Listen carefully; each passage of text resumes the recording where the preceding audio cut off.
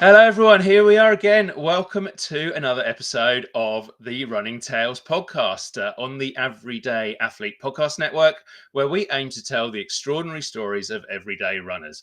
My name is Craig Lewis, and on today's show, I'm going to be joined by Dr. Adrian Kelly, the author of a book called The Success Complex. Dr. Kelly is a sports and performance coach whose work sees him delve into what makes the very best athletes succeed and the lessons the rest of us mere mortals, yes, I'm talking about me again, can learn from them. But before our conversation, I wanted to go through a bit of housekeeping, remind our lovely viewers and listeners about how the project we are pursuing at Running Tales works. As I said before, we're part of the Everyday Athlete Podcast Network, with shows taking place live every second Tuesday on the social media platforms of our partner, Run, Try, Bike. So that's where you can find us if you want to listen to us live. And then we're published as a podcast on Thursdays. And remember, when you're searching, wherever you listen to podcasts, search for the Everyday Athlete Podcast Network rather than Running Tales, because you won't find Running Tales. Everyday Athlete Podcast Network. That's what you need. And that's because we're part of a fantastic collective of 9 different podcasts covering everything from athletic achievement to coaching, aid station food with a bit of humor thrown in there, to men's mental health. And most recently, we have a new podcast partner, the wonderful Melanin MVP, which tells the running stories of Black athletes and people of color. So please check all that out. And it's obligatory for me to say this. Please give us a positive rating and review wherever you listen, and tell all your friends about us. So without any further ado, let's bring forward today's guest, Dr. Adrian Kelly, and have a little chat about the Success Complex. Adrian, hi, Craig. Running Tales. Great to be on. Unfortunately, I'm not a doctor. Maybe I will be someday. I'm a master's degree student at the moment, but I'm a solicitor by trade, which I'll tell you all about, of course, as well. Oh, sorry, Adrian. I'm not quite sure where I've got you. That's okay. My first cousin's a doctor. Yeah.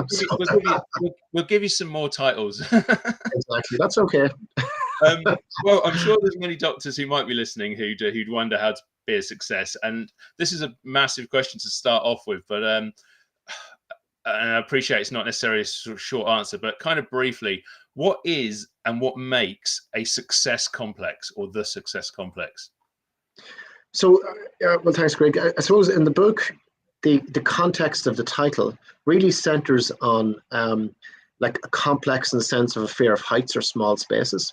So it's, if I had a complex about heights, I'd be, I wouldn't like to climb ladders or whatever. So what is that invisible force that's stopping you achieving what you define as success? I suppose, and I suppose I'll introduce the book in terms of what motivated me to write it, if that's okay. Ultimately, I'd be an avid reader, and I've read a lot of self-help books and positive psychology books, and I found after a while that it's a bit of a jungle out there in terms of the information that's available, and it can be difficult to know where it fits for you. And one of the objectives in writing the book was trying to develop a framework, which I hope certainly goes beyond the book and will live beyond the book for the reader, as a framework in which to attach new information and where it fits for them. It's a suggestion. And the book is divided into 3 parts. One is the skills you might develop to overcome challenge, whether that challenge is sought out or thrust upon us. I always say trust upon us, and people go, well, maybe I don't want challenge. Maybe I just want to sit at home and leave me alone. Well, unfortunately, challenge is there for everybody. And the second part of the book is, when we apply the skills that we've acquired, can we do it in a sustainable way? In a way that avoids burnout, in a way that avoids making bad decisions, outside our value system, whatever that might be. And the third part, which is probably the most challenging part of the book, was what would I like more of in my life? Like, what's worth aiming for in my life? And when I started writing the book, I didn't have those answers, and that kind of was exciting in one way and terrifying in another, because you have a publication date or certainly some deadlines with a publisher. But I wanted to stay with that unknown, stay with that uncomfortableness, to try and not deflect to easy answers, but trying to ask hard questions, interview as many people as possible from different arenas, and try and come up with real answers that hopefully can make a difference in people's lives. Yeah, one thing I found quite interesting actually was, I mean, you spoke about having read a lot of self-help books, and sometimes in those kind of books, it can be a bit, do this, try harder, work faster, all that kind of stuff. And look, within the book, you do talk about you have to work hard to be successful, but you also talk about, I think, the enjoyment that you have to find in that. It's not all, to give a running thing, David Goggins, run as hard as you possibly can every day and you'll be the best runner ever. It's also try and enjoy this stuff, and I suppose don't sweat the hard stuff too much while you're still moving forward. Yeah, exactly. I mean, and the point you're making there is a really good place to start, which is motivation, and intrinsic and extrinsic motivation. Extrinsic being money, rewards, trophies, an outcome or an end result. Intrinsic, which tends to be much more long-lasting and deep-rooted, is it really centers around the inherent enjoyment we can find in any activity. Running, for example. I love to run. It clears my head, and and often you come up with some great ideas when you're running. You're in that kind of zone, that hypo-prefrontality, as they call it in performance psychology. So there was a great study done back in the late 1940s by a guy called Harry F. Harlow, and it was with a group of monkeys, and I think I refer to it in the book. And they had one set of monkeys who had these. They had these rewards, these peanuts and whatever else rewards that they got. Then they had a control group who had no rewards whatsoever, and they had a set of tasks to do. And they were like, pull the pin out of the box and try and open it up or whatever else. And they assumed, wrongly as it turned out, that the monkeys that had the rewards would do the best job. But it turned out that actually the monkeys that had no rewards did it quicker. They 100%ed themselves the puzzles. And many years later, there was many studies after that to try and dig into that and find out why that was. And ultimately, what they unearthed from a kind of a research point of view is that the monkeys were doing it because they enjoyed doing it, not because of some external reward. And I think, to answer your question, the more we can stay with that inherent value of the activity that we're involved in, typically the better we'll be at it, because we enjoy doing it for doing its sake, if that makes sense. And particularly for employers or mentors that are listening, I think that's important information. It's about get back to what we enjoy doing and try and stay with that. We all need to pay the bills and feed our family, of course, so we need those external rewards at the end of the week. But I think it's folly to build an entire reward system based on waving a carrot in front of somebody. Yeah, I mean, I was actually thinking about that, what you just mentioned there, in terms of, we've got to live, we've got to exist, we've got to pay the bills, pay the mortgage, do all the stuff that we can get. I don't know if sucked into is the right phrase, but we end up doing that, and that can end up being our lives. But how can we get that balance between paying the mortgage and doing all those things, and having the job that we love and doing the things that we love? Yeah. Well, that's a great question. You have to read the book. No, I'm going to joke. Yeah, I'm going to jump right to the end here a little bit, and it really comes down to defining what success means to us, and it's a very subjective thing. So it's your success is not the same as mine. It's important to kind of spend time and think about what it is you want to get out of life in the first place. And we only have a short number of years on this planet. It's an important exercise to do. Second thing to think about is success, or what we're looking for. It tends not to be permanent. Success tends to be fleeting in nature. And there's been a lot of great kind of research done and textbooks written on this subject. And what I like, what I've read and found hits home, is this concept of not necessarily happiness, but happiness, which is this Arthur C. Brooks wrote a couple of books on this area. And he talks about the difference between hedonic hits and eudaimonia. So hedonic hits being endorphin-based hits, partying, whatever else gives you your endorphin. It's running, and that's great.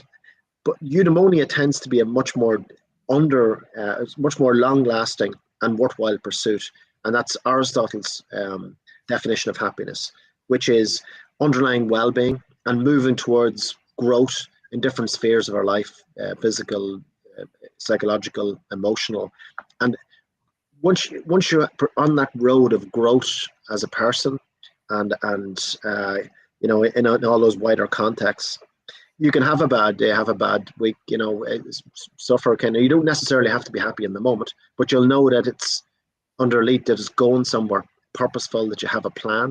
And I talk a lot about that in the book, So that's a roundabout way of answering the question of how do we find happiness in our day-to-day, week to week, and find that balance.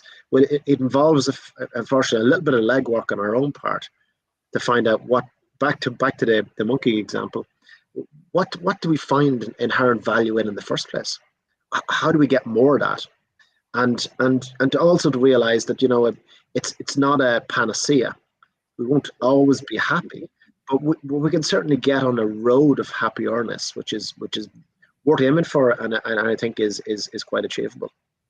Yeah, I think that's really interesting, and can definitely be applied to obviously what we talk about a lot more than anything else here, which is which is running in a couple of ways really, which is perhaps if your work life is a bit tougher or whatever, we've got that great freedom that running gives us, that great escape that it gives us, but also I think that we tend to find that people who are really committed to running will know that as you go through a training plan, that every run is not going to be this wonderful transcending, and I know you talk about transcendence a lot, but this wonderful transcending thing where we're flying every time doing our fastest ever PBs. You have some horrible runs along the way, and yet we continue to that goal, whether that's a race or whatever it might be at the end of it. And I think some ways running is kind of perhaps a really good example of what you were talking about there.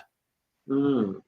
And I do a lot of running myself, and I wouldn't be anywhere near elite level or anything like that, but I run a lot of 5Ks, 10Ks, ran the first half marathon last year. And I think if we apply our conversation to running for a moment, it comes back to, how does it feel to run? I'm a very kind of kinesthetic person in terms of how do things feel, and I like to structure information for myself in that way. But often, if you're having those horrible days, it's probably horrible because you're not meeting some time that you've set for yourself or something. You're running at a too fast of a pace per kilometer or whatever it might be. Maybe it's more about, on those days, getting back to slowing down a little bit and thinking how wonderful it is to be out there running in the first place. Running just heightens the senses. It brings us into the moment. It's kind of a natural mindfulness exercise in many ways. And also to think about the reason you're doing it, and typically it's the feeling you get afterwards. Some people feel exhausted, but if you're a regular runner, I get that endorphin hit. I feel rejuvenated. The next thing that I do, I have kind of that extra little bit of focus because I've done the exercise. I feel good. I know I'll probably sleep a little bit better that night. So if we can get away from, oh my God, I can't believe it, I'm doing a 26-minute 5K when I should be running a 24, is to get away from that perspective and focus more on the joy of running, if that doesn't sound too cheesy. Oh no, do you know what, that's kind of exactly the mantra that we try to look to here.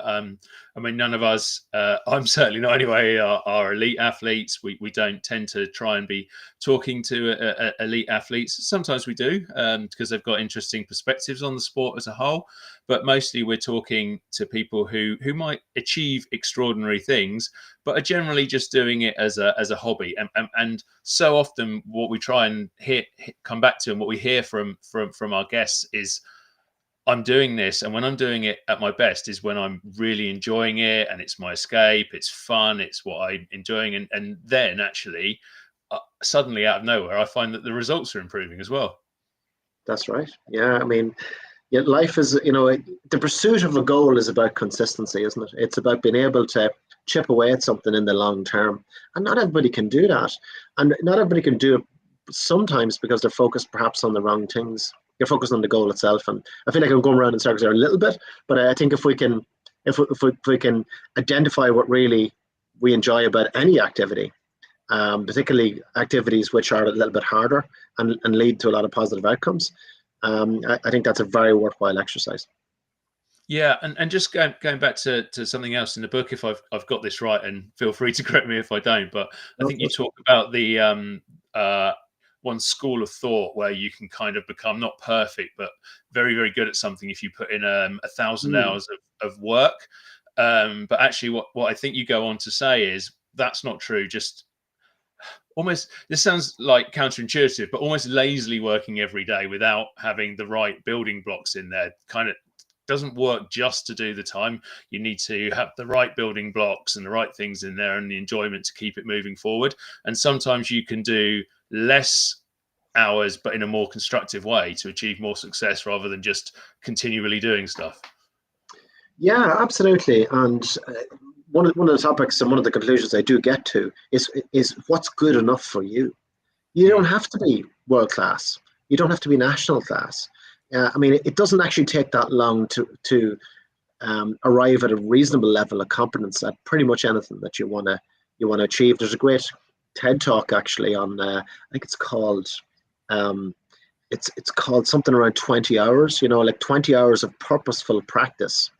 You would be shocked at how good you can get at anything from, you know, starting to learn to play the guitar to whatever it might be that you always wanted to give it a go. Unfortunately, and we talked about this off air, in the information age, we can log on there and see anybody in the world that's better than, we can always find people that are better than anything we do out there on the internet. It's only a couple of clicks away. And that immediate comparison can be very demotivating. But, you know, in terms of building your unique skill set for a set of reasons, it can be for health, it can be for enjoyment, it can be to pursue some goal, it can be to social reasons, you know, to go running with other people. It's you know, with quite a small degree of effort in many cases, you can achieve a very passable, very acceptable level of proficiency. And I think it's probably maybe worthwhile becoming proficient at a broader range of things rather than trying to become elite at any one thing. And that's just my personal preference. You know, I think it just means it leads to much richer existence and experience to try and upskill yourself in a range of activities that you might enjoy. Yeah, especially when we're talking about running and we pick up the dreaded injuries and then we don't know what to do for the next 2 months while we're waiting to get better. Well, this is it. And then if we go to the other extreme and we look at people that I absolutely want to be the best in the country, or, you know, I mean, there's lots of material out there on that as well. I mean, you know, stuff I'm studying at the moment for my master's degree, but certainly, you know, The Making of an Expert, Peak. There's some great books out there, Anders Ericsson, and but there are no shortcuts to that, and it's bloody hard work, but it's achievable. Usually, you can achieve remarkable results once you apply yourself. But there's a word in there that doesn't get used often enough. Certainly with the younger generation, and that's sacrifice. So usually, to get something worthwhile, what are you willing to sacrifice for that? Because usually you have to make space somewhere. Something has to go. Whether it's less time watching TV, going to the cinema, seeing friends. And I write in the book extensively about Marty Fish and what he was willing to give up to get what he wanted. And he's a tennis player, former US #1. I have 2 chapters devoted to Marty. Shout out to Marty. And yeah, certainly in part. And you know, he went from 123 in the world very late in his career to number 7. But I detail, you know, what he had to do to get to that standard, including sleeping in an oxygen chamber, going to bed at 7:30 in the evening, living like a strict athlete's diet, training every hour that God sends. And it led to remarkable results, but it also had remarkable costs because he wasn't in a position to sustain that for a variety of reasons. And with the information that's out there today and the training that's out there today, this is only 2012, but it's moved on a lot. And the science of recovery is developing all the time. And I'm a big believer in allowing space to recover and develop. And that's where the true benefit of all that hard work kicks in. But it's about, you know, it's about allowing that space to adapt and allow that training effect to take place. I'm sure many of your listeners will know that phrase. Yeah, and I mean, I was fascinated by the Marty Fish story. I'd heard of him. I knew that he sort of did a bit better during the later stages of his career, but certainly didn't know the full story and the efforts that he went to. But I suppose the interesting thing with Marty's story was that I suppose what you might call the downside of it was the burnout. And how can athletes or runners avoid that burnout that can, you know, your performance levels can go up and then potentially crash? Yeah, so absolutely, and I've a chapter devoted to this as well. And I'm shamelessly selling my book here, so sorry, Greg. So one of the interviews I did was with a guy called Dr. Ken Van Summeren, who is who was the chairman or the head of the UK Olympic Committee for 4 years, right up to the 2012 Olympics. He has extensive knowledge in this area. He's a physiologist, and his wife Janine, they're both physiologists, and I did a few interviews with them, and heart rate variability tends to be a really rapidly developing science at the moment, and they have certain technologies. First beat, you wear this heart monitor. People, your listeners will know it from their Whoop or their watch, etc. But that's what's called peripheral technology. These guys are focused on actually what your heart is doing. So you wear monitors on your heart for 3 days and diary your activities, etc., etc.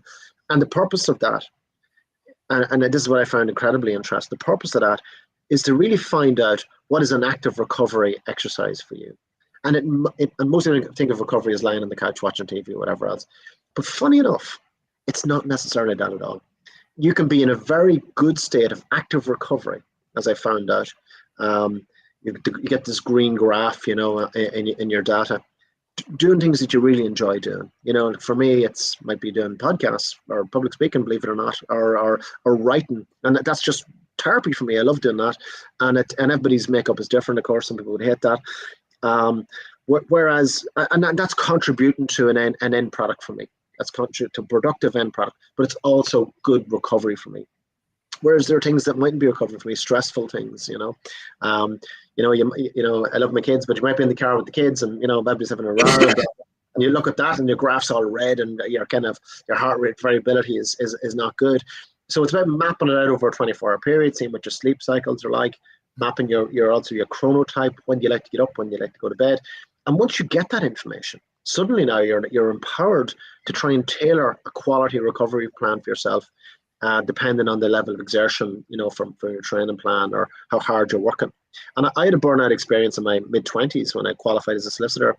I kind of moved firms after I qualified, and I took over from a solicitor that was qualified for 7 years, and she moved away, and I took over all her files. And I didn't know what was happening to me because I was getting these headaches. I thought I had a brain tumor. I ended up getting an MRI and an ECG done, and they said, you know what? Good news, you're all clear, but we think it's stress. I also developed this tremor on my hand. I couldn't believe the physical impact that stress has on your body. And it's really important particularly as we get older to be very conscious of striking that balance. But the good news is that if we want to get ourselves fitter, we want to work harder, we want to deliver results and push ourselves and dig deep, if we put in place a recovery plan, we can actually grow our battery of performance. We can learn to deal with more. We can deal with more stress, deal with more work, provided it's commensurate with a tailored recovery plan, so that you're working hard, you're recovering, and you're working harder, you're recovering for longer. This is what Olympic athletes do. They tailor their energy levels and tailor their efforts in a way that's more and more productive, more and more robust in terms of effort, but will also have that commensurate longer recovery period. I think that's really important information. I don't think it's information that's widely known. That we can. It's unlike your smartphone, where you charge it and whatever, and the battery starts to deplete after a while or whatever, and there's wastage. Your battery, your internal battery as a human, can grow with the right recovery plan. The starting point is to get the right information on how you recover best and the activities you can tailor to get that effective recovery. Yeah, I think that's absolutely fascinating, and you particularly see this, or I've particularly seen this with some people who are running for the first time. I did it myself. I've spoken to other people who do it. We go out and we think what we've got to do is, every time we go for a run, we've got to run as fast as we possibly can. Every training run, maybe run as further than you did the last time. I run 5K, now I've got to run 6K, now I've got to run 7K, now I've got to run 10, and so on. And all you're going to do by doing that is end up injured. But so many people fall into the trap, and it's almost like as people, we don't know that rule, and somehow in our education, where we've been learning all these things about history, geography and maths and whatever, we've not learned that basic component of you need to rest in order to go out and do the next big thing. So my wife's a running coach, and she'll go, if you do 10 miles one week, 12 the next, then drop down to 8 the week after, or 6 before you go back up again. And it's like a staggered training plan, but we just don't naturally seem to know that. It's so true. And I mean, the other thing that people miss, and it's easy to miss, is those accompanying activities like skipping or stretches or your glute exercises and building those muscles up doing a proper stretch, doing your warm downs, which are boring and hard to do. And you might just do a day where you're doing your stretches, doing your Yeah. glute exercise, wherever else, do a little bit of skipping. You don't feel like you've necessarily worked out, but you know what? You've actually done something that's very complementary and important to your overall objective. And it's about having it's about a structured approach. And the whole book is about a structured approach to life, really, isn't it? Yeah, that's it. It's interesting. I found it really interesting how it can be applied to so many different aspects of your life. Was that something that you set out to do when you started writing the book? Yeah, I mean, how the book came about. I did a non-fiction writing course during COVID. People were looking for new ways to entertain themselves during COVID. This is what I did, and I wrote the book proposal, and the publisher says, "We'd love to write that or publish that book if you'd write it." And I'd never written a book before. I said, "Okay, that's interesting." But when we settled on the subject matter, the publisher was like, "Well, you're biting off a big subject here. You're interrogating the subject of success." And what's meaningful and what will resonate with people and what direction they can go with success. They're massive questions, they really are. But in a way, I needed those big questions to really motivate me to put the legwork in and find something worthwhile. And they said, write it for an intended reader. And I kept coming back to this notion of people at a crossroads. And I've got a number of crossroads in my life and with big decisions to make. And I wrote it intended for if somebody could pick this up and read it when they do have big decisions to make. Maybe this will help people try and make sense of the sort of direction that they're aiming for. Because and we're going to move on slightly here in subject matter, because I find that people, certainly in the information age, as we spoke about, people don't have careers for life anymore. They're not working in an office for 40 years. You can now run businesses from websites, from apps, etc., etc. You can road test business ideas very cheaply without a lot of money down. You can have virtual offices. You can have partnerships as opposed to staff. But most importantly, you can have a diversified skill set that you can tailor and expand and enrich in order to take advantage of opportunities as they arise and move quickly. And then when that opportunity goes, you can retract again. And I've had a lot of personal experience of that. I mean, I started my career as a solicitor for many years. But then we had the financial crash in 2007 through 2012, really, that kind of took to get to see some sort of level of recovery. And I kind of decided, well, we've been cut here in terms of, as a criminal solicitor, they just cut all the legal aid, for criminal solicitors by 25% just overnight. So I was on the lookout for other things, and I'd been 6 years, and when you do 6 years in anything, you're kind of on that. It's kind of the same merry-go-round. You're not learning as much as you were learning. So then a guy came into my office one day and he says he wanted to lodge a patent for an idea for a wind turbine, and I ended up forming a company with that guy, and we went off and we raised 20 million euros over a 10-year period and had 30 staff, and we sold products out of China into America and other places and traveled the world doing deals, and it was great. It was a great experience. And then in 2018, I left that business and started consulting for the government into Trade Ireland, who kind of promote businesses, cross-border business, imports, exports, and also working with a big law firm here in Ireland, doing consultancy and training work for their solicitors. And since then Brexit exploded. So I started a company called Brexit Plan, and I put together a team mostly of partners, not employees, and had the virtual office and called it Brexit Plan. And out of 60 providers on the Intertrade Ireland website, I think I was the only one with Brexit in their name, because people saw it as a part-time gig. This Brexit stuff isn't going to last that long. But I went all in, and we did a pilot work on Brexit. But then Brexit's gone now, pretty much from an advisory perspective. So, but I didn't have to make anybody redundant. I didn't have to, So it's about having that low overhead, that you can roll out and expand as it's needed to delve into an opportunity, and then contract again as the opportunity disappears. And I think that's probably a good tip in terms of how to tackle business opportunities. But I think careers are becoming more and more like that. It's becoming more diversified and nimble and flexible, and to see the way that the opportunities are rising and falling away.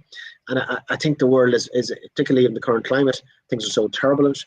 There's lots of opportunity, and it's really about building credibility as a base, building on that experience, and then tailoring your skill set to take advantages of opportunities as they come along. Yeah, Yeah, I think moving quite quickly is and having the skills, a wide skill set to be able to do that is certainly something that people need these days. Um, how does risk play into that?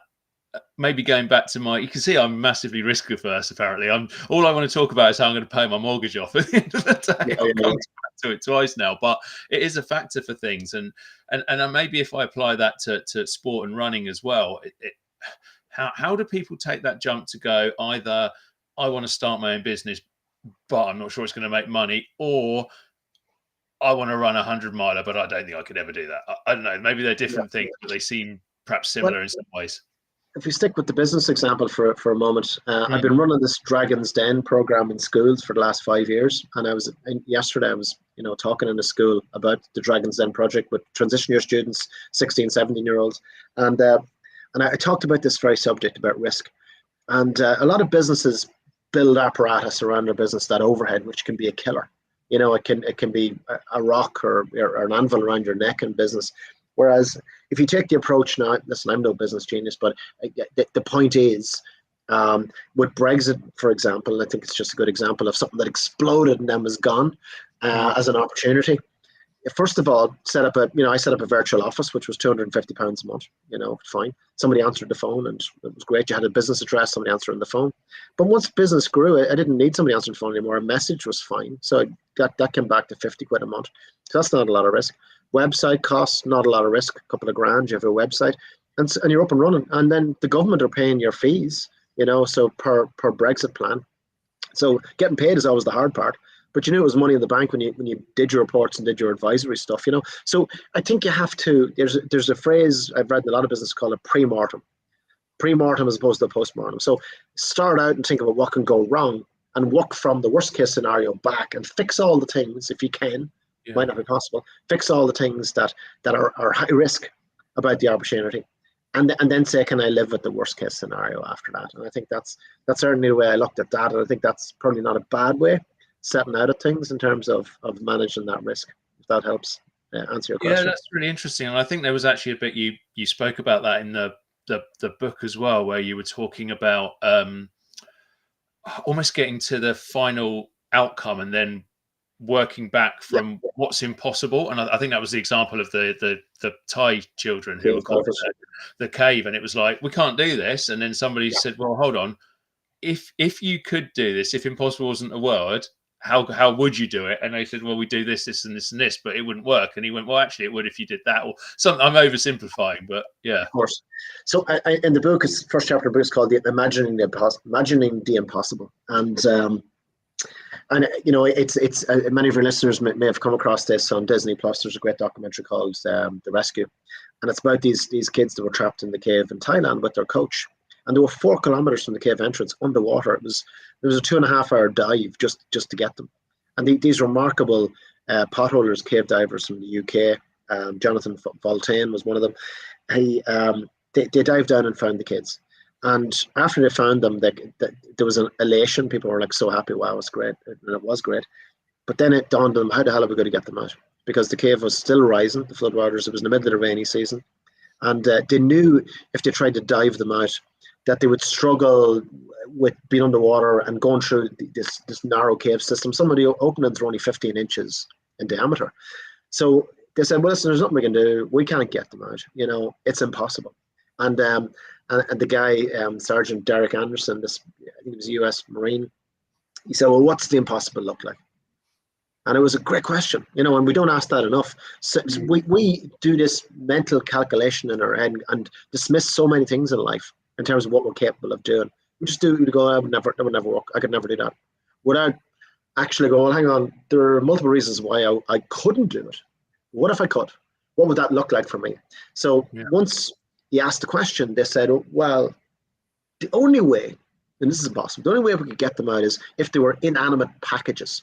We could maneuver them, if they were asleep or something like that. And he's like, okay, well, let's just stay with that for a moment. And they flew in a guy from Australia who was an anesthesiologist who was also a cave diving enthusiast, Dr. Richard Harris, who later achieved the Australian of the Year for his efforts in rescuing the kids. And what they came up with was remarkable. They put the kids under anaesthetic. and general anesthetic. And he said there was 1,000 ways you could die under general anesthetic, which being asphyxiated if your chin wasn't in the right position, blah, blah. And plus, it was such a long dive they had to re-administer the anesthetic halfway through on the way out of the cave. So incredible stuff. Never been done before. But guess what? They did it, succeeded, and saved all the kids, including their coach. And I think the lesson there for us all, and then the reason I put it as a first chapter is, the rest of the chapters are always about remarkable things in one way or another, but it's to try and open the mind of the reader to, okay, well, hang on a second. We might not have all the answers here. I don't have all the answers, but certainly I've come across people that have done incredible, remarkable things, and it's about not shutting off those answers or falling at the first hurdle by simply dismissing it. Yeah. And conditioning in life comes down to a lot of those dismissals, in terms of we can just dismiss things because that's what people we surround ourselves with or community we're from, whatever it is. A lot of that conditioning that we don't recognize in ourselves. And this is the sort of stuff that I'm studying at the moment in terms of bias and conditioning. And it can be dangerous. It can just automatically shut us off from a lot of opportunity in life. And I think it's important to take a step back and try and look beyond that. And I talk about this metaphorical bridge of opportunity to an end result. And if we could just get across that bridge and look back, sometimes it's easier to reverse engineer a solution. And I talk about chess and grandmasters and how they visualize a checkmate and work backwards very often. And I think there's a lot of good information there in terms of certainly food for thought, regardless of what station of life you're at. Yeah, no, I found that whole bit fascinating, and I certainly think it applies to running, and when people are thinking about their aims for running, and whether it's your first 5K when you can't walk around the block, or trying to do that 50, 100 miler that you just think is such a huge number that you can't imagine doing it. I just think saying to yourself that you can, and then planning out how you can do it is so important. And the story that we had recently on here that comes straight into my head is perhaps a bit deeper than that. It's my friend, a good friend of mine, Natalie Crawford, who was diagnosed with cystic fibrosis and basically told that she had 4 or 5 years to live. Not before she could run her next 5K or whatever, to live. And she wasn't even a runner at that point. And Natalie just decided, she wasn't going to die, and she was going to do whatever she could. And she kind of used running as her weapon to do that. And she's become one of the first women in the world to run a marathon with cystic fibrosis. And she just sort of saw that bridge of opportunity, to use your phrase. And I think that if you believe and you then put in that effort that you mentioned before, then we can all achieve things that we might not ever think are possible. That's an incredible story. It really is. And I don't have any personal stories to match. But the story I do have, which will probably resonate with your listeners, is I did a half marathon last summer, and a friend of mine said, I'd done a lot of 5Ks and not much more than that. And a friend of mine a few weeks out said, "Oh, I'm doing this half marathon in Northampton. Would you do it?" I was like, "Well, I figured I can always do it, and you can walk part of it if it really comes to that, or whatever, or just do 6 or 7 minute kilometers and trudge along." But it's a little bit like life, isn't it? I did a 15K the weekend before. Didn't feel too bad. I was like, okay. I spoke to a couple of marathon runners. They were like, don't do a lot this week. Go for a few 1K, 2K runs to kind of fool your body into thinking that you're still training but not doing it too heavy. The morning of the race, the wind, this is August, it was like, there was gale force winds, driving rain. We had to be in our pens an hour and a half before the race. Everybody was soaked and freezing. And I had kind of this top on. I didn't take it off for the first 5K. It was so cold. And but when I got to the halfway mark, I was with the momentum of the crowd and kind of the buzz. It started at a low point, but it got gradually built, throughout the race. And I remember there was a guy with a 10K t-shirt on him. He's got a 2-hour t-shirt on him. You've got these runners, the pacers. Yeah. And I was like, if I can just keep him in sight, And it's like the law of small wins. It's like, okay, I've made it to 10K. I feel okay, actually. You know what I'm going to do? I just need to get out ahead of this guy with the 2-hour marker on him. Because it was packed behind him. Everybody was running behind this guy to try and stay with him. If I can get up, I just put a space in front of him. And once I got ahead of him after 10K, I just started overtaking other runners, And I finished at 1 hour and 57. I was delighted with that. My last kilometer was the fastest kilometer. And you know, I just thought that's something that I never thought I was able to do. I certainly with not a lot of training, but it's not about me. It's more the process of the approach to the race. As in, I didn't put the pressure on myself to go. I got to run, sub 2 hours here, or else whatever. I didn't think about that at all. I just thought about it in increments. How do we feel? And it's back to what we talked about at the very beginning was, to stay with that. Okay, feel good. How do I feel good? At that kind of self-talk, and get the stages and get that momentum behind you and start to get small wins. And life is absolutely like that. Life is all about small wins to build big wins. Yeah, I mean, I play a lot of cricket, and apologies to our American listeners who are now going to have no idea what I'm talking about for the next 2 minutes. But one thing we say about if you're building an innings in cricket is to try. You might need 250 runs to win. Don't think about the 250. Think about 10. Everyone can score 10. That's easy. Then think about the next 10, then the next 10, then the next 10. And before you know it, you might have 200. And then you only need 5 more of those 10s. And you're, oh, well, you've won the game. And I think that applies to running when don't think about 13.1 miles, think about 1 and then 2 and then 3. I actually tend to count up to sort of 6.5, 7, and then count down when I'm doing a half. And I think those incremental forms of progression can work really well in tricking the mind and getting you to a goal in the end. Absolutely, and we spoke earlier about consistency, and one of the chapters in the book was is about luck in terms of increasing your luck, which sounds a bit like provocative. How can you luck is a kind of luck's luck? Well, I talk about that in the context of Napoleon's approach to warfare, and also an example I came across, a local example here in Ireland. That a school principal told me when she was 9 or 10 years old.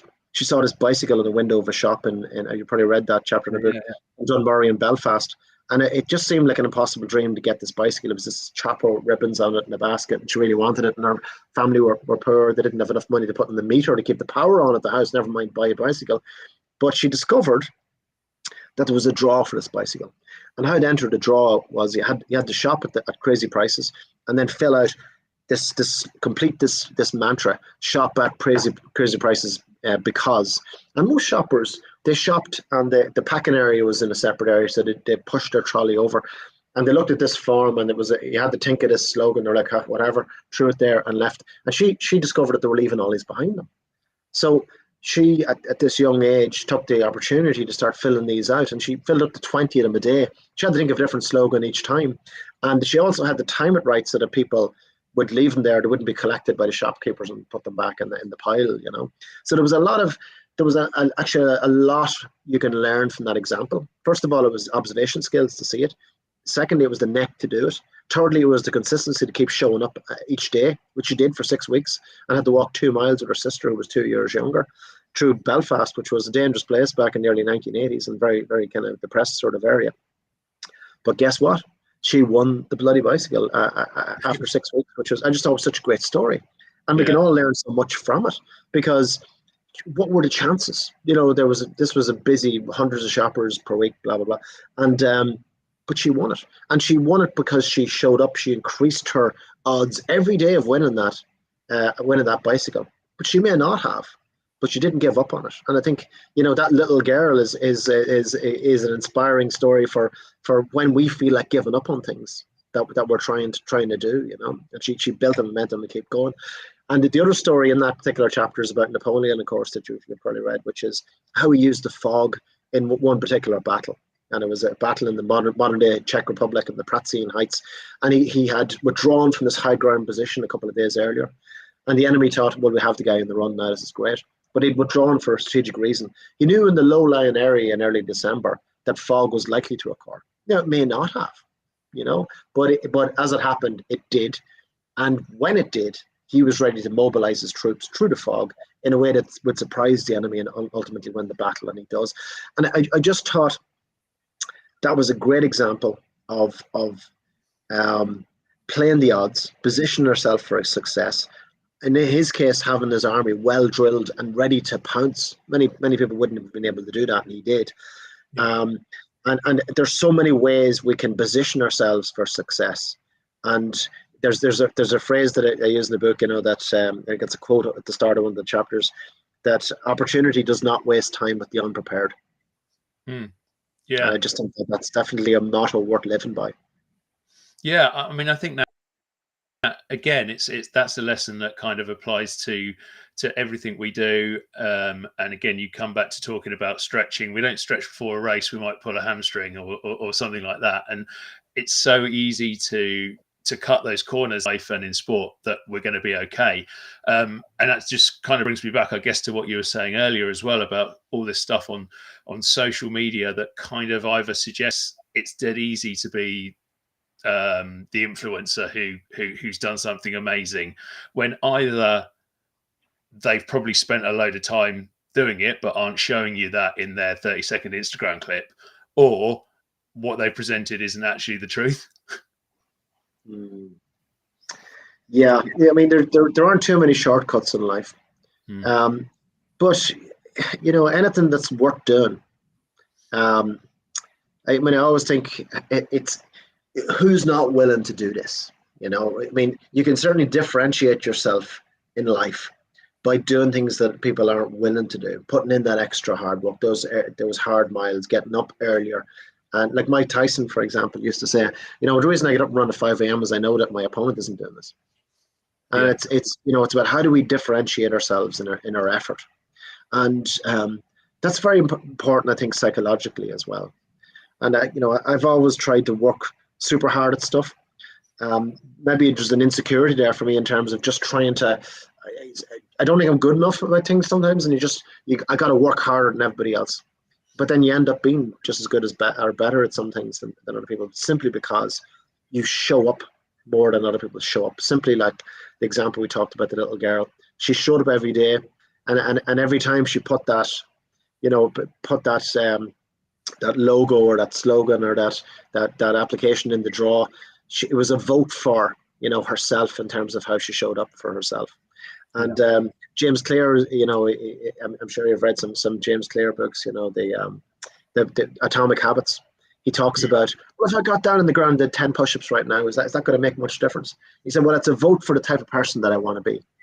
And I think that's a very interesting way to look at things. What do we do today to vote for the type of person that we want to be?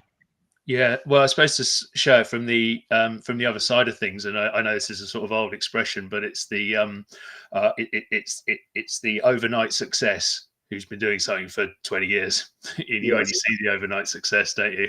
That's right. We need to work really hard to get to that point if we want to get there.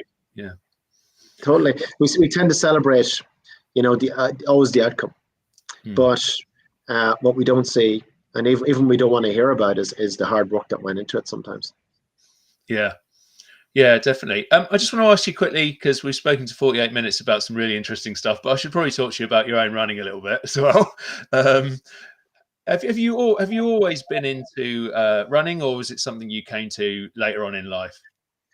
Yeah, well, I've always tried to do a little bit. The park run is a great initiative globally, and I've been doing that for about 10 years. But usually I didn't do much more than the park run, and you only run once a week, you're not really going to improve. In fact, you'd probably disimprove. So I tried to, certainly over the last year, I've tried to put a bigger effort in, and I suppose that's been commensurate with with more stress and stuff than of writing the book or doing the masters. The harder I work, the more, and I'm sure people find this, then the more you kind of need a pressure release valve. And I just find there's nothing better to clear your head than going for a good run. And sometimes I look forward to it. It's really sad, I know, but is the interval training. They're really tough, but you can get it over and you feel like you've really done a hard session. It doesn't take that long. And I just find running, and again, this is a personal preference, but in terms of time invested versus return, I think there's no greater time invested in terms of return for mental health, for endorphins, and ultimately, I think for actual physical fitness improvement. And I think one of the interesting things about it, you kind of touched on it there, is that there's so many sort of different forms and ways to go out and running. And to train, you can do your interval sprint, or you might fancy your long slow run because you're going through the through the woods and the countryside, and you're enjoying that, and you want to be away from everything and in your thoughts for a little bit longer. But it all kind of works, doesn't it? That's right. Yeah, that zone, kind of zone 2, zone 3 running is Mm. also, it's a total different mood. It's a different objective. It's when you start getting over an hour into a run, you're in a total different state mentally as well, aren't you? You're kind of in this whole different zone now that you wouldn't get to in a 5K. Because right, 5K just seems so rushed. And quite often, if you don't get away in the first kilometer and do that hard first kilometer, I find you're never anywhere near where you want to be for a time, that you're aiming for. That's just personally, I find that. No, Adrian, I'm with you, and I've spoken to so many people who will tell you, and this includes people who run like these 100-milers and whatever, and they'll turn around and they'll say the hardest races are blooming 5K. It's flipping hard. You just got to run as fast as you possibly can from the start, but it's long enough that you have to have some sort of level of endurance as well. And if you're going to go for a decent time, whatever that is for you, you're going to end up a mess on the floor at the end of it. So it's a horrible distance. Well, it's usually all over in under half an hour, so it's there's always that. Yeah. So we started off the conversation about this, and it might be a good place to wrap it up, which is the end of the book, which is about the objectives and what we'd like more of in our lives, And this was a very interesting part of the book and probably the most difficult to write. And I picked 3 things in the end. One was control. How can we develop more control in our lives? Because perceived control of our lives is a very important factor for well-being in terms of our mental and physical health. If we're out of control and on other people's diaries and on the phone all the time and on that treadmill, it can be very, very bad and detrimental to our health, and sometimes in an unseen way. And I write in the book about the culture in China, which is the 996 culture, which is 9 hours a day, 6 days a week, working for big corporates out there, and how they monitor every move you make in these big warehouses, and you have to scan a barcode and walk quickly to the next barcode and scan it again, and you can't run. You're on a disciplinary, and what that results in. These are extreme examples, of course. There's a thing called Bafu Singaye, which is a Chinese phrase, means revenge bedtime procrastination. So those people go home at 10 p.m., they have something to eat. Suddenly, this is their only personal time all day. And they stay up until the early hours of the morning watching Netflix and, I don't know, playing Fortnite, whatever. And don't get enough sleep. And then it ends up impacting on their whole life cycle because, if you don't get enough sleep, you're back in that treadmill the next day. And, Western culture is getting a bit like that as well. And it's that always-on culture of emails and texts and WhatsApp groups we have to be careful about those because they eat into our autonomy, in terms of we're responding now, we're reacting to somebody else's message, somebody else's email, somebody else's agenda, somebody else's diary. And it's how and why to carve out more space for yourself. And that's not a money thing generally. Sometimes it's just the ability to say no, or just say, what, I'm reorganizing that meeting. Or it's a very empowering thing to take charge of your diary and we spoke off air, but just getting away from that treadmill any way you can at times and getting that recovery. We spoke about recovery. The second thing is purpose. And we also started off talking about defining our own success. And I interviewed a guy who's a remarkable character, and maybe you have him on a podcast at some point, a guy called Marcus McGee, who's a very talented musician, and he was diagnosed with stage 4 cancer.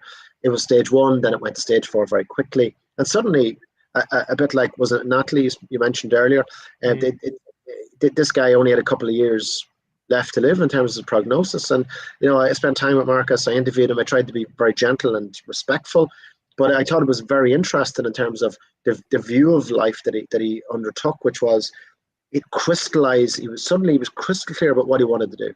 Yep. And he had certain objectives he wanted to meet, including publishing an album, which he did. And he did all of these things quite quickly. And, it's just a shame that, he needed that catalyst, and we shouldn't need a catalyst in our lives of serious illness to develop our priorities and try and go out and do them. And I just think he's such a wonderful inspiration. Thank God he's still alive and healthy, today, and he's very much stable, thankfully. And he's produced a wonderful album, which I'm going to give him a shameless plug. There's Marcus McGee and the Hollow Men, and the album is Rising from the Hollow. So it's a great it's a great album. And then the final part of the book is about ultimately what will give us fulfillment in life. And again, this is a subjective. What gives fulfillment to one person might give to another person. But the father of behavioral psychology and positive psychology, I should say, is Abraham Maslow, and he has this pyramid, which anybody who does a business course will come across and see. And the top of the pyramid, you had other esteem needs and food and shelter, etc. At the lower end of the pyramid, but at the top was self-actualization, being all we can be as people. And towards the end of his life, he published that in the 1940s. He said, actually, I might have got it wrong. Yeah. Probably what's most important from a fulfillment point of view is a success or fulfillment that means we win together. It's what we can do for other people. And I think that's such an important point. And I focus in the book on Robert McNamara, a huge historical figure in American culture and American political life. He was JFK's Secretary of Defense. He was the president of the World Bank, president of Ford Motor Company after Henry Ford himself. And towards the end of his life, he lived till 93. He made this fabulous documentary called The Fog of War. And he was around 86, 87 when he made that. And the Fog of War shows him meeting his counterpart in the Vietnam War, who was the Vietnamese Secretary of Defense at the time. And he met him in 1995. And he said, you know what I concluded from that meeting? If we'd only taken the time to understand more about our perceived enemy, the war could have been avoided. We don't take enough time. We talk about transcendence. Transcendence not necessarily in the religious sense, but in the sense that to take our time to look across the fence, and walk in our neighbour's shoes and see the opposing arguments. And we live on such a small planet. We're not going anywhere anytime soon. I mean, Donald Trump and Musk are talking about a colony on Mars. I think we're a little bit away from that. Mars or Greenland, I'm not sure at the moment. If it's a zero-sum game, I don't think that's true success. If I win and you lose, that's not success.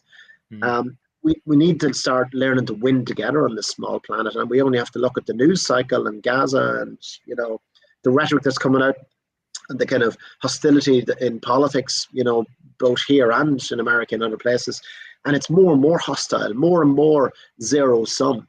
And I think ultimately, as a human race, as we evolve, we need to learn more and more to win together and define our personal success in terms of how we can help others win and include others in our goal to really, arrive at a truly fulfilling outcome. I think that's absolutely fascinating. A brilliant place to end as well. I could actually talk about this for another hour or two with you, Adrian. But just quickly before we round up, could you tell people all about the book, where they can get it, what's it called, etc., so they can go out and get it? Absolutely. So if you Google The Success Complex by Adrian Kelly, you'll get probably 17 or 18 different book outlets online that are carrying it. Amazon carries it, and then you've Goodreads, WH Smith, Waterstones, all those quality bookstores.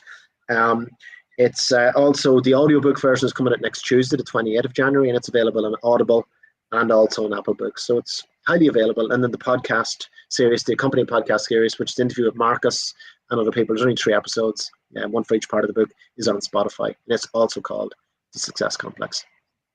Fantastic. Adrian, thank you so much for joining us today on Running Tales. It's been absolutely fascinating. I think there's so many things that people can pick up to help them in life and in running if running is their thing. So I really appreciate your time. Folks out there, if you enjoyed our conversation today, go and buy the book, Adrian Kelly, not Dr. Adrian Kelly. It's The Success Complex. Go and grab that, and also please give us a positive rating or review wherever you listen to Running Tales on the Everyday Athlete Podcast Network. We will be back in 2 weeks' time with another Running Tales podcast, another extraordinary story of everyday runners, where we'll have lots of hints and tips so you can become a better runner and learn a bit more. Please check out Running Tales on Substack as well. That's where you can find some written versions of these conversations. runningtales.substack.com. And I'll catch you all again soon. So thank you very much, everyone, and thanks again, Adrian. My pleasure.